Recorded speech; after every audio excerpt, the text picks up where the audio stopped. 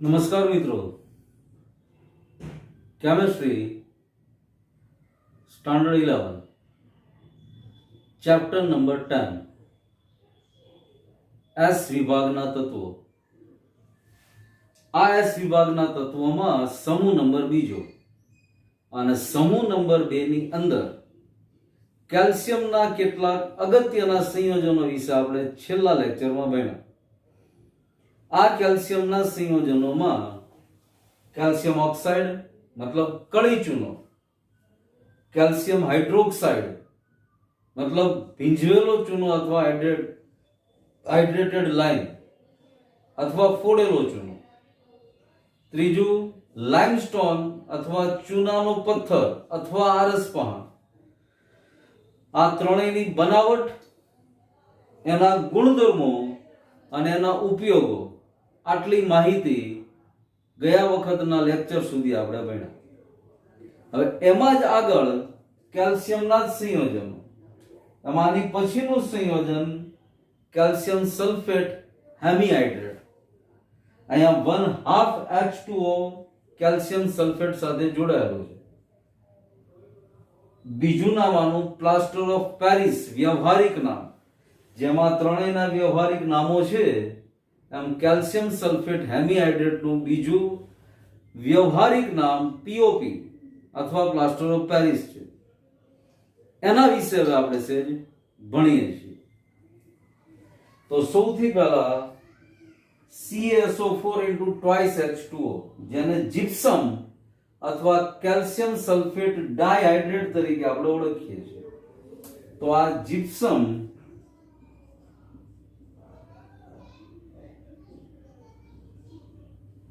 अथवा calcium sulphate डायहाइड्रेट ने 393 kelvin टेम्परेचरे गरम करवामां आवे।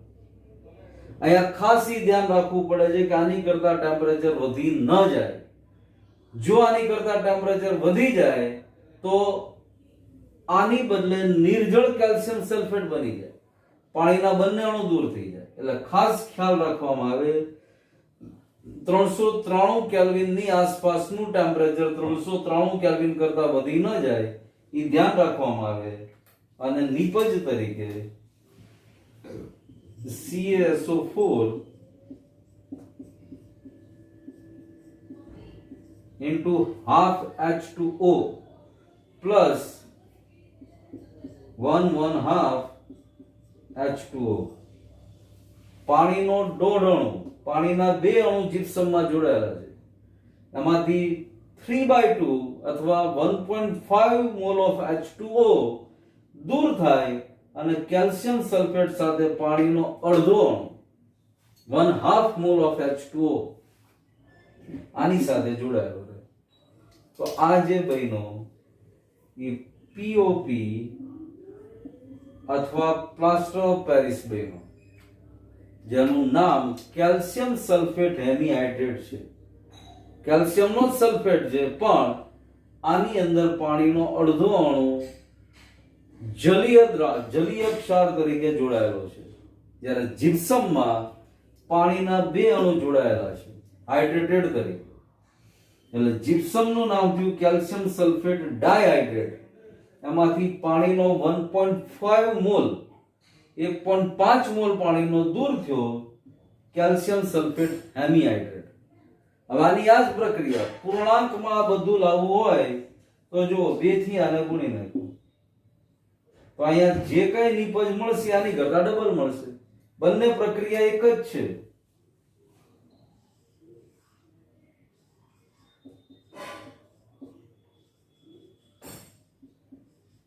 આ બંને એક જ પ્રક્રિયા છે। અહીંયા પૂર્ણાંકમાં જવાબ લાવવા માટે 2 મોલથી ગુણી નાખ્યું બધાને। હવે જે નિપજ ઉપર મળી 2CaSO4 into H2O plus 3H2O 2CaSO4 into H2O plus 3H2O કારણ કે અહીંયા 2 મોલ લીધા એટલે પાણી 2 દુ 4 થઈ ગયું। જો 4 માંથી પાણીના 3 મોલ છૂટા પડ્યા, 1 મોલ 2SO4 સાથે ગુણાયેલું છે। કેલ્શિયમ સલ્ફેટના 2 મોલ છે, ઇન્ટુ H2O, તો આ પણ POP જ છે. હવે જો આ પ્રક્રિયા ગ્રેટર ધેન 393 કેલ્વિન, 393 કેલ્વિન કરતા વધુ ટેમ્પરેચર, જો આ ગ્રેટર ધેન ની નિશાની છે, તો અહીંયા નિપજ CaSO4 calcium sulphate plus 2H2O, આ કેલ્શિયમ સલ્ફેટ એનહાઇડ્રસ અથવા નિર્જળ કેલ્શિયમ સલ્ફેટ બની ગયું. આને મૃત બંધ અથવા ડેડ બંધ કેલ્શિયમ સલ્ફેટ તરીકે પણ ઓળખવામાં આવે છે. આની અંદર POP અથવા પ્લાસ્ટર ઓફ પેરિસ નો કોઈ ગુણધર્મ નથી. POP નો ગુણધર્મ CaSO4 1/2 H2O, મતલબ આ જ પ્લાસ્ટર ઓફ પેરિસ તરીકે ઓળખાય છે. ગુણધર્મ નથી એનો મતલબ પ્લાસ્ટર ઓફ પેરિસ જે જબરદસ્ત કુદરતી ગુણધર્મ ધરાવે છે, જામી જવાનો, પાણીના સીમિત માત્રા સાથે, પાણીના ચોક્કસ જથ્થા સાથે, એનો ગુણધર્મ છે. ચોક્કસ જથ્થા સાથે આને મિશ્ર કરવામાં આવે તો 5 થી 15 મિનિટની અંદર સખત પ્લાસ્ટિક જેવો ઘન પદાર્થ બની જાય. અને આ ગુણધર્મના કારણે જ વ્યવહારમાં ખૂબ જ ઉપયોગી છે પ્લાસ્ટર ઓફ પેરિસ. એટલે કેલ્શિયમ સલ્ફેટ બની ગયો નિર્જળ કેલ્શિયમ સલ્ફેટ, જેને ડેડ બર્ન્ટ પ્લાસ્ટર તરીકે પણ ઓળખાય છે.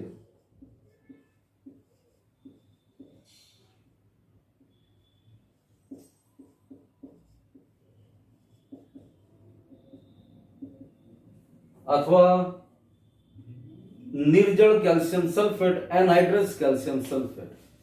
તો 393 કેલ્વિનની ટેમ્પરેચરની નીચે જીપ્સમ અથવા કેલ્શિયમ સલ્ફેટ ડાયહાઇડ્રેટને ગરમ કરવામાં આવે તો POP, પ્લાસ્ટર ઓફ પેરિસ બને. અને જો આ ટેમ્પરેચર 393 કેલ્વિન કરતા વધી જાય તો પાણીના બંને મોલ છૂટા પડી જાય, બંને અણુ છૂટા પડી જાય છે કેલ્શિયમ સલ્ફેટ ડાયહાઇડ્રેટમાં હતા અને નિર્જળ કેલ્શિયમ સલ્ફેટ બની જાય, જે એનહાઇડ્રસ કેલ્શિયમ સલ્ફેટ તરીકે ઓળખાય છે.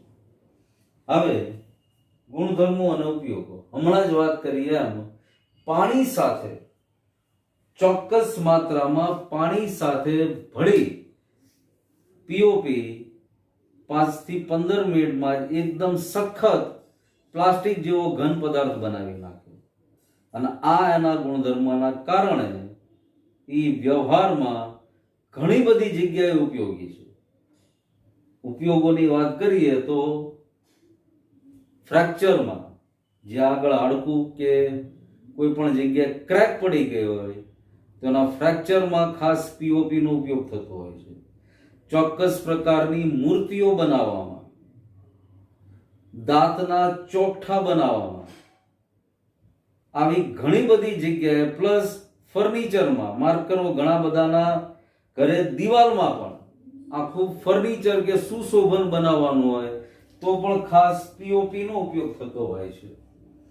તો આ પણ ઉપરના ત્રણેય calcium oxide, calcium hydroxide, calcium carbonate ની જેમ કેલ્શિયમનું જ એક સંયોજન છે. અને આપણી વ્યવહારિક લાઈફમાં આની જેટલું જ ઉપયોગી સંયોજન છે પ્લાસ્ટર ઓફ પેરિસ. હવે આ બધાની જ કરતા કદાચ વધારે થોડુંક ઉપયોગી એવું એક કેલ્શિયમનું સંયોજન સિમેન્ટ. આ શબ્દથી આપણે બધા પરિચિત છીએ, બાંધકામનો મુખ્ય ઘટક છે. તો POP બન્યા પછી હવે સિમેન્ટ, એની બનાવટ, એના ચોક્કસ ગુણધર્મો અને ઉપયોગો, એ સિમેન્ટ વિશે હવે ખૂબ જ અગત્યનું સંયોજન સિમેન્ટ, એના વિશે આપણે ભણીએ છીએ. સિમેન્ટ માત્ર કેલ્શિયમનું જ સંયોજન નથી. કેલ્શિયમ ઉપરાંત સિલિકોન, મેગ્નેશિયમ, આયરન, એલ્યુમિનિયમ વગેરે તત્વો એની અંદર ભરેલા છે. સિમેન્ટ બાંધકામ માટે ખૂબ જ અગત્યનો પદાર્થ છે, આપણે જાણીએ છીએ. ઉપરાંત સિમેન્ટની સૌપ્રથમ જાણ ઈસવીસન 1824માં જોસેફ એસ્પિડિન, ઇંગ્લેન્ડના વતની હતા, તેણે જાણ કરી. ઇંગ્લેન્ડનો જ એક વિસ્તાર પોર્ટલેન્ડ ઓફ ઇસલ, ત્યાં આગળ ચૂનાના પથ્થર જેવો આવો પદાર્થ મળ્યો, જેનું બંધારણ સિમેન્ટ જેવું જ હતું. એટલા માટે સિમેન્ટને પોર્ટલેન્ડ સિમેન્ટ એવું નામ પણ આપવામાં આવ્યું છે. હવે સામાન્ય રીતે સિમેન્ટના બંધારણની અંદર આવી રીતે બધા ઘટકો ગોઠવાયેલા હોય છે. દાખલા તરીકે કેલ્શિયમ ઓક્સાઇડ અથવા લાઇમ અથવા ચૂનો 50 થી 60%, જો અડધો અડધ ભાગ સિમેન્ટમાં લાઇમનો છે.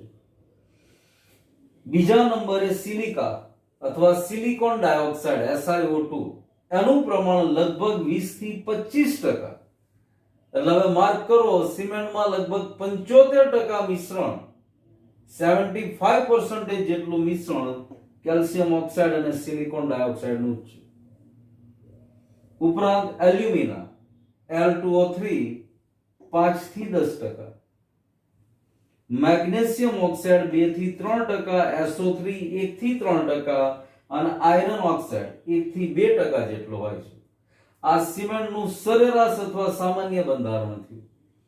હવે જો સારી ગુણવત્તા વાળી સિમેન્ટ બનાવવામાં આવી હોય અથવા સારી ગુણવત્તા વાળી સિમેન્ટ હોય તો એમાં સામાન્ય રીતે સિલિકોન ડાયોક્સાઇડ SiO2 અથવા સિલિકા અને એલ્યુમિનિયમ ઓક્સાઇડ એનો ગુણોત્તર સામાન્ય રીતે 2.5 થી 4 નો હોય.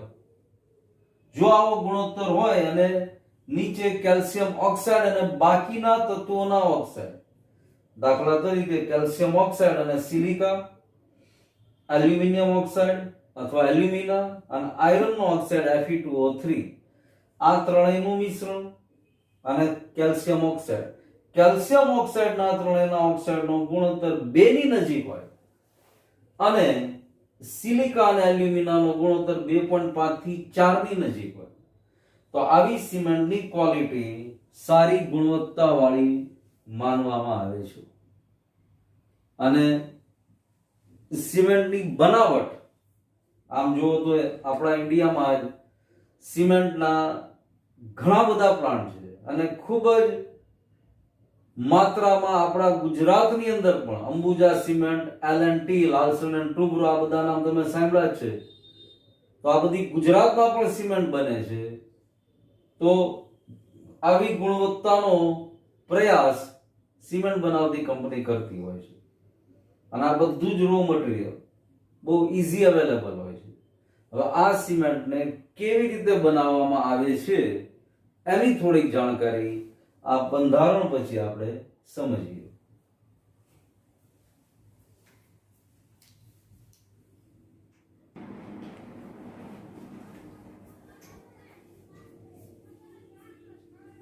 સિમેન્ટના બંધારણને સમજ્યા પછી સિમેન્ટનું ઉત્પાદન, આ આખી અલગ પ્રકારની પ્રોસેસ છે.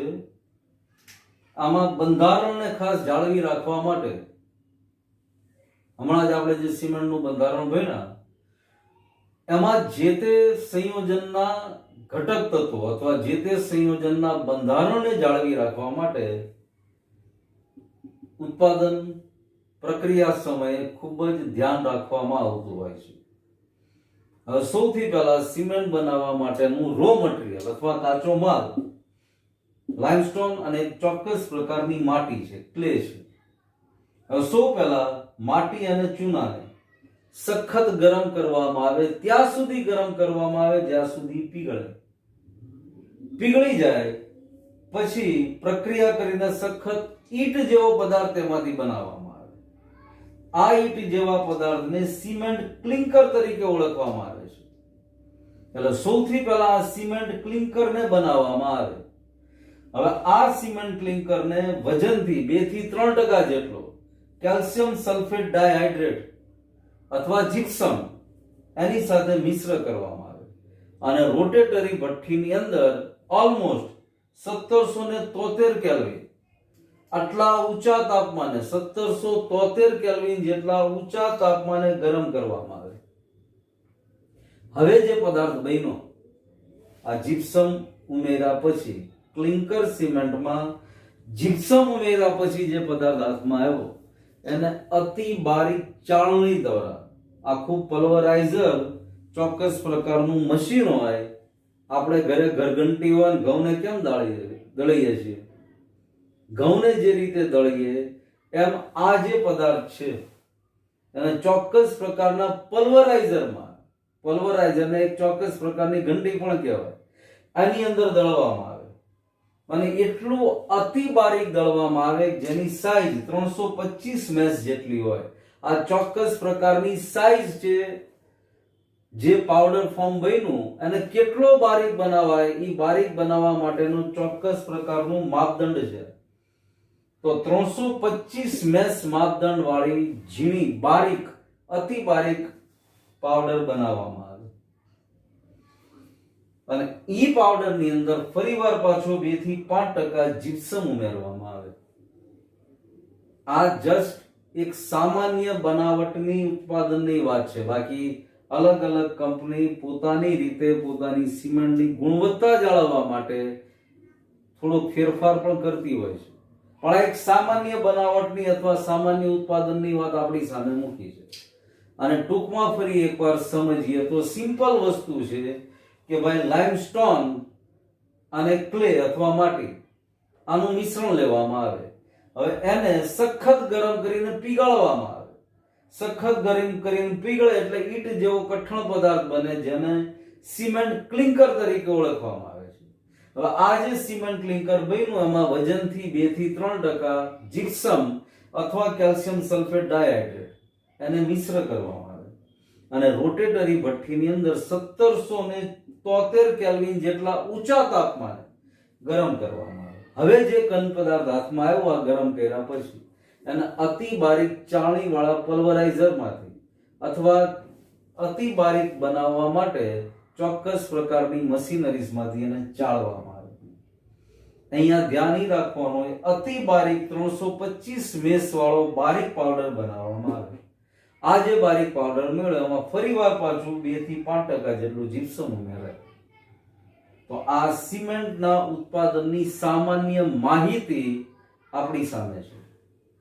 હવે જે પોર્ટલેન્ડ પ્રકારની સિમેન્ટ છે એની અંદર એના ઘટક તત્વો જુઓ તો ડાઈ કેલ્શિયમ સિલિકેટ Ca2SiO4 એનું પ્રમાણ લગભગ 26%, Ca3SiO5 નામ છે ટ્રાઈ કેલ્શિયમ સિલિકેટ 51%, 51% જેટલું પ્રમાણ, અને ટ્રાઈ કેલ્શિયમ એલ્યુમિનેટ એનું પ્રમાણ લગભગ 11% જેટલું હોય. ઘણી બધી સિમેન્ટ બજારમાં વ્હાઇટ સિમેન્ટ અલગ અલગ પ્રકારની સાદી સિમેન્ટ આવી બધી બજારમાં આવતી હોય છે. બધાનું પોતપોતાનું બંધારણ થોડા પ્રમાણમાં અલગ અલગ હોય છે, પણ મેઇન કેલ્શિયમ તો ખરું જ.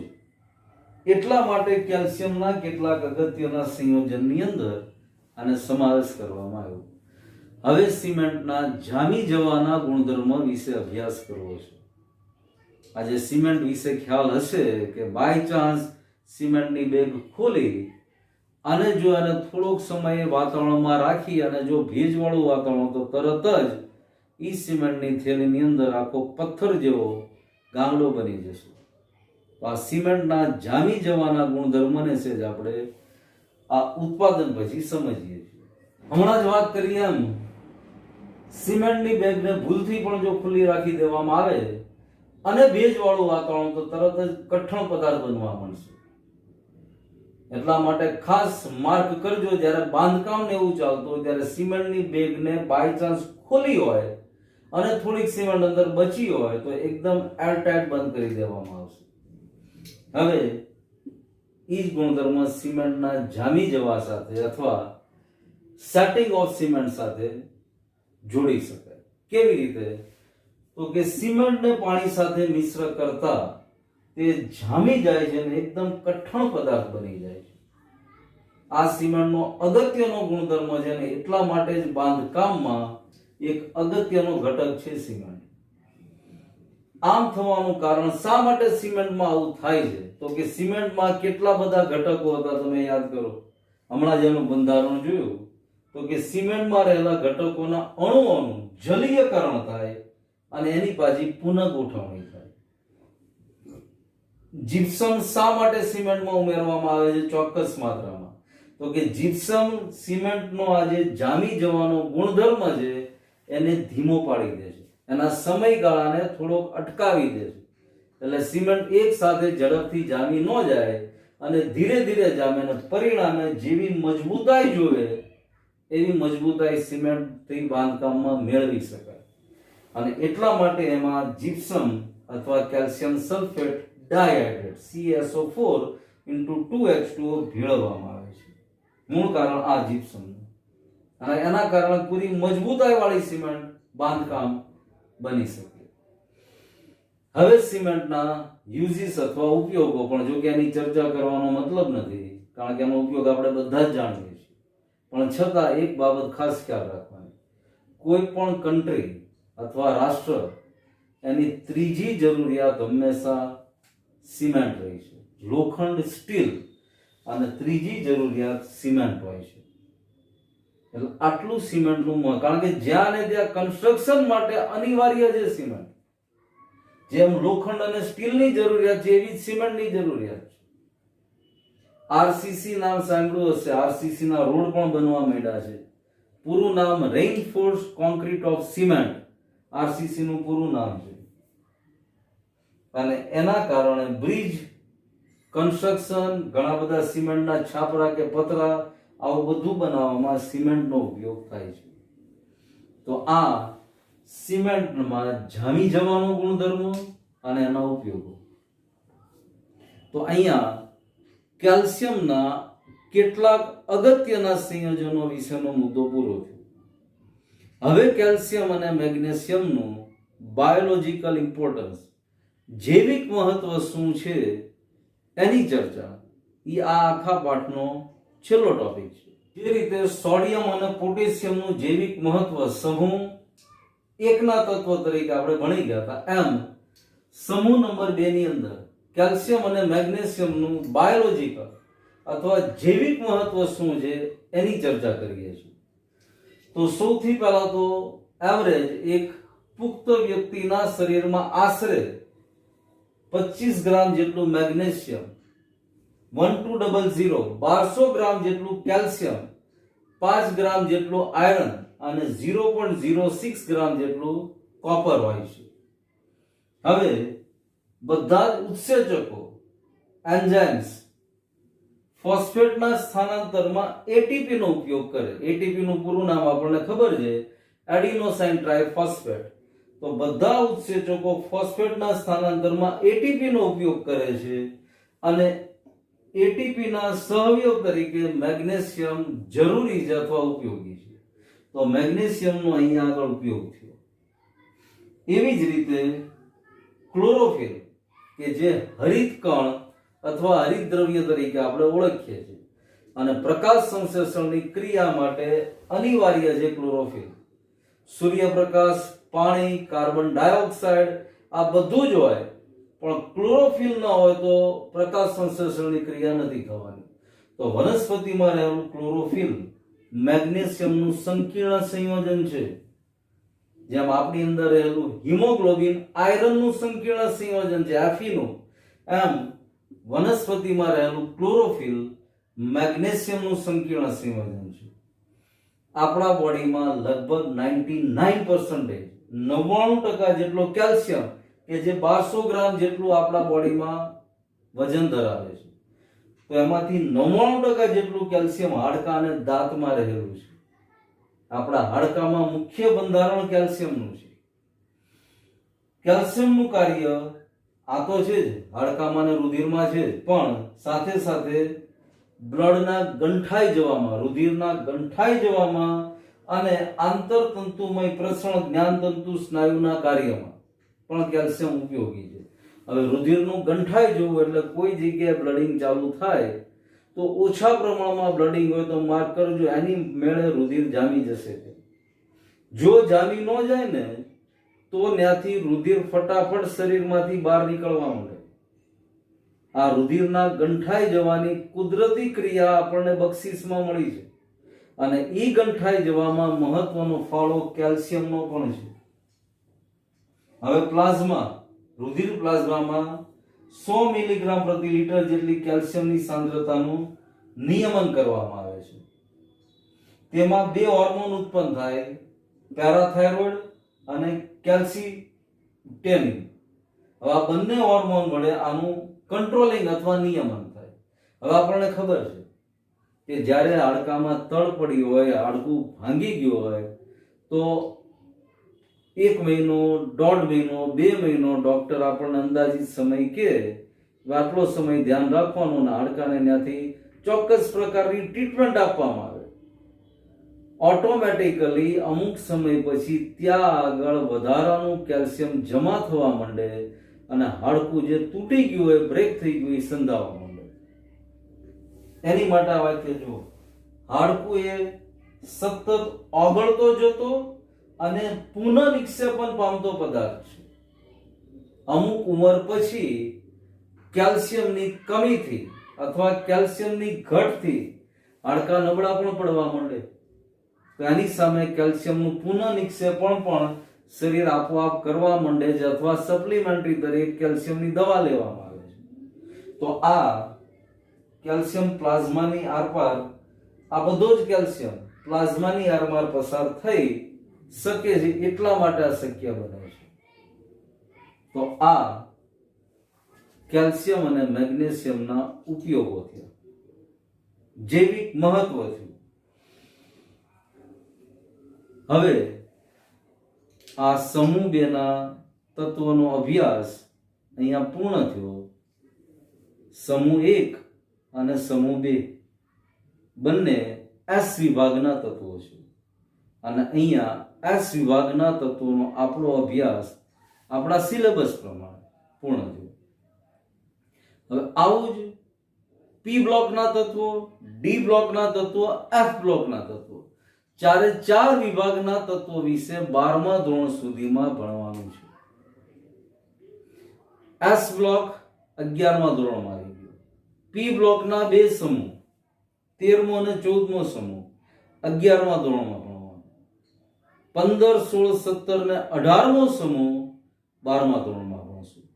અને D અને F વિભાગ, આ પણ આખો જ વિભાગ 12મા ધોરણમાં ભણશું. આમ તમે માર્ક કરો, આવર્ત કોષ્ટકના 4 વિભાગમાં રહેલા તત્વો, S વિભાગ, P વિભાગ, D વિભાગ અને F વિભાગ, આ બધા જ તત્વોનો સામાન્ય અભ્યાસ, બહુ ડિટેલમાં નથી ગયા આપણાને, પણ જેટલો જરૂરી છે એક એક તત્વ વિશેનો સામાન્ય અભ્યાસ એ આપણે કહ્યું.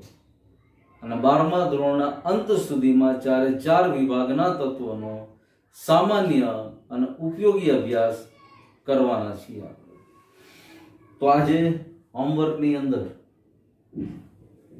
કેલ્શિયમના કેટલાક અગત્યના સંયોજનો પહેલેથી જ આજે જે ભણ્યા એટલું, ને ઉપરાંત કેલ્શિયમના અગત્યના જે સંયોજનો હતા, calcium oxide, calcium hydroxide, calcium carbonate, કે જેની પહેલાના પીરિયડમાં ભણ્યા હતા, આ બધું જ લખી નાખવાનું અને ફેરબુકમાં લખવાનું ત્યારે જ જ્યારે આપણને જોયા વગર એ બધું લખતા આવડે.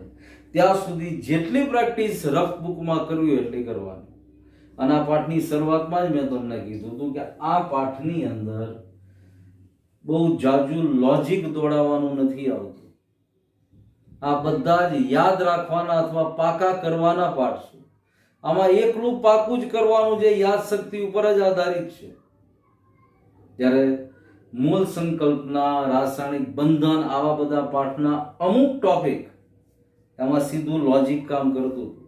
જ્યારે માત્ર મેમરી પાવર ઉપર આધારિત પાઠ છે, એટલે યાદ જ રાખવાનું છે. યાદ રાખવા માટેનો ઉત્તમ ઉપાય વારંવાર રિવિઝનનો છે.